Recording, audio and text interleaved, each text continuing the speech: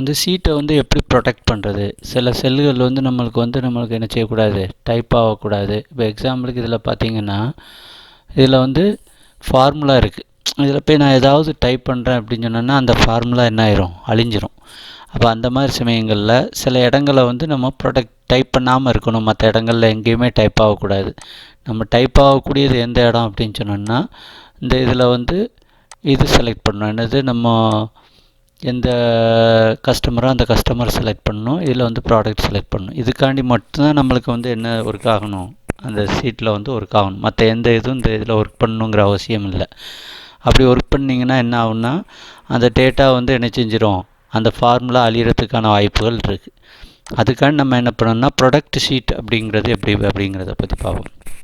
Product sheet அப்படிங்கிறது வந்து அப்போ எதெல்லாம் நம்ம வந்து செல்லு வந்து டைப் பண்ணணும்னு நினைக்கிறீங்களோ அதை ஃபுல்லாக ஃபஸ்ட்டு என்ன செஞ்சுக்கணும், செலக்ட் பண்ணிக்கணும். இப்போ எக்ஸாம்பிளுக்கு அப்போ இதில் வந்து இந்த ப்ராடக்ட் நேம் ஃபுல்லாக நம்ம செலக்ட் பண்ணுவோம். அதனால அதை மட்டும் செலக்ட் பண்ணிக்கோங்க.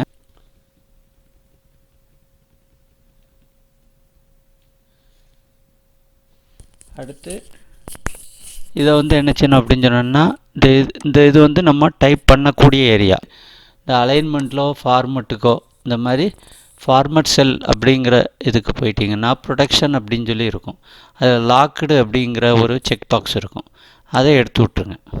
என்ன பண்ணணும், அதை எடுக்க வந்து நீங்கள் என்னெல்லாம் வந்து எடிட் பண்ணணும்னு நினைக்கிறீங்களோ, அதாவது நீங்கள் அதிலலாம் டைப் பண்ணுவீங்கன்னு நினைக்கிறீங்களோ அந்த செல்லெல்லாம் செலக்ட் பண்ணிவிட்டு இந்த ப்ரொடக்ஷன் அப்படிங்கிற இந்த ஃபார்மட் செல், இந்த அலைன்மெண்ட்டில் ஃபாண்டில் எதில் கிளிக் பண்ணாலும் அதில் கடைசி டேப் ப்ரொடக்ஷன் அப்படிங்கிறது இருக்கும். அந்த லாக்டுங்கிற அந்த செக் பாக்ஸை எடுத்து விட்டுட்டு ஓகே கொடுத்துருங்க. அதே மாதிரி நம்ம குவான்டிட்டி டைப் பண்ணுவோம், அதனால் அதை செலக்ட் பண்ணிக்கோங்க.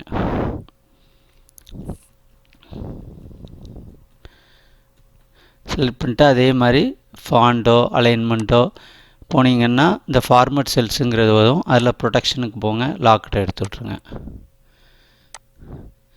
அதே மாதிரி வந்து இங்கே என்ன பண்ணுவோம் அப்படின்னு சொன்னோன்னா கஸ்டமருடைய நேம் செலக்ட் பண்ணுவோம்.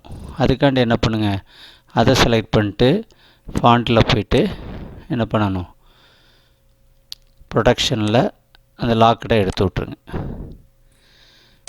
அப்போ இது ஃபஸ்ட்டு ஸ்டெப்பில் என்ன பண்ணுறோம், எதெல்லாம் உங்களுக்கு எடிட் பண்ணணும்னு நினைக்கிறீங்களோ அதை ஃபுல்லாக செலக்ட் பண்ணிவிட்டு இந்த ஃபாண்டுங்கிறத கிளிக் பண்ணால் கடைசியில் ப்ரொடக்ஷனுங்கிறது இருக்கும். அது லாக்டுங்கிற டிக்கில் இருக்கும், அதை எடுத்து விட்டணும். இது ஃபஸ்ட்டு. செகண்ட் ஸ்டெப் என்ன அப்படின்னு சொன்னோன்னா ரிவ்யூ அப்படிங்கிற டேப்பை கிளிக் பண்ணணும். கிளிக் பண்ணால் ப்ரொடக்ட் ஷீட் அப்படிங்கிறது இருக்கும். அப்போ அதை கிளிக் பண்ணுங்கள். கிளிக் பண்ணோடனே பாஸ்வேர்டு டு அன்ப்ரொடெக்ட் ஷீட் அப்படின்னு சொல்லி இருக்கும். அப்போ அதில் போய் என்ன செஞ்சுருங்க, பாஸ்வேர்டு கொடுங்க. கொடுத்துட்டு ஓகே கொடுத்துட்டிங்கன்னா திரும்ப அதே பாஸ்வேர்டை கேட்கும். நீங்கள் வந்து மறந்துடக்கூடாது. மறந்துட்டிங்கன்னா என்ன செஞ்சிடும், இந்த ஷீட்டில் உள்ளதை எடிட் பண்ணவே முடியாது. ஓகே கொடுத்துருங்க. இப்போ என்னன்னு பார்த்தீங்கன்னா எந்த இடத்துலையும் என்ன செய்ய முடியாது, உங்களால் டைப் பண்ண முடியாது. டைப் பண்ணாலே என்ன வரும், இந்த மாதிரி உங்களுக்கு வந்து லாக்டு அப்படிங்கிற மெசேஜ் வரும்.